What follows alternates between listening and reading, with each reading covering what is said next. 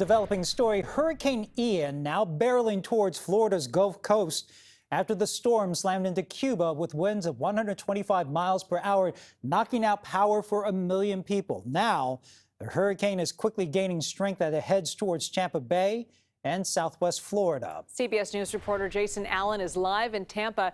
Jason, have people mostly followed these evacuation orders? A lot of people have at this point. You can see it's kind of a quiet downtown back here behind me. Just a light rain and a light breeze blowing at this point. But most people have either, at this hour, either evacuated or they are sheltered inside for the next couple of days. High over the Gulf of Mexico, hurricane hunters flew into the eye of Hurricane Ian, a full 20 miles wide. Far below in Key West, people snapped photographs of powerful waves coming ashore. The outer bands of Hurricane Ian are pushing into South Florida as the storm heads north.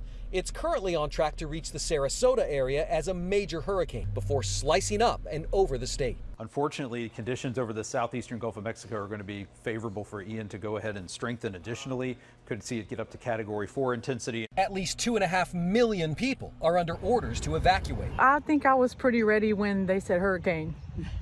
Yeah, I'm not a trooper. All along Florida's Gulf Coast, sandbags are piled up in front of homes and businesses, windows boarded up. Forecasters expect Ian will be a major water event. Most of the forecasts have it slowing down to almost a crawl, and what that means is it's going to dump an inordinate amount of rain. Storm surge could also be significant, up to 10 feet in the Tampa Bay area. Even in neighborhoods that are built right on the water, not everyone is leaving. They know that their homes are at 11 or 12 feet of elevation, right at the edge of what the potential storm surge could be.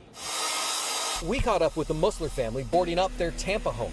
They're staying because daughter Renee is scheduled to marry her fiance Weston on the beach Saturday. Right now we can't get a marriage license because the clerk's closed, so we got some things to juggle. They hope the wedding will still be a go for this weekend and the state will weather the storm.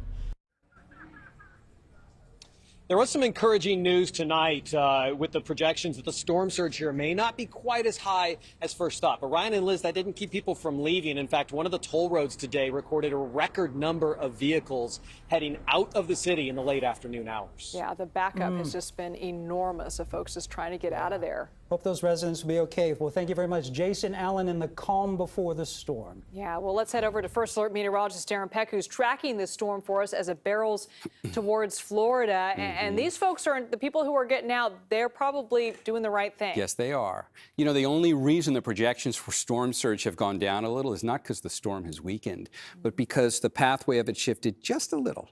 It's going to be just as strong, but it's going to hit the Florida coast, perhaps, according to the latest forecast, a little bit farther south than it looked like it would yesterday. And that makes all the difference if you're Tampa Bay.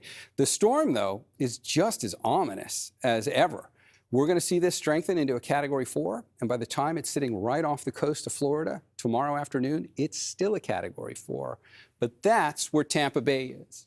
The storm is now coming into the south of it. There's another bay now in its path, and this one would be closer to Fort Myers. And the geography is a little different there, so Fort Myers perhaps wouldn't be as much of a worst-case scenario as Tampa Bay would with storm surge, but you're still going to have a Category 4 in an area that is very prone to flooding. And when you look at what storm surge could look like down here, you still have areas that will experience 10 feet.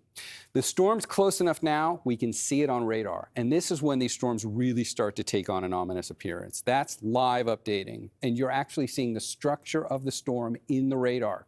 That's the eye. And if you look at the accumulation here over the next few days, regardless of storm surge, regardless of wind speed, there's still going to be a foot of water falling on a very flood-prone state. That's a whole other aspect of this. There's a lot here.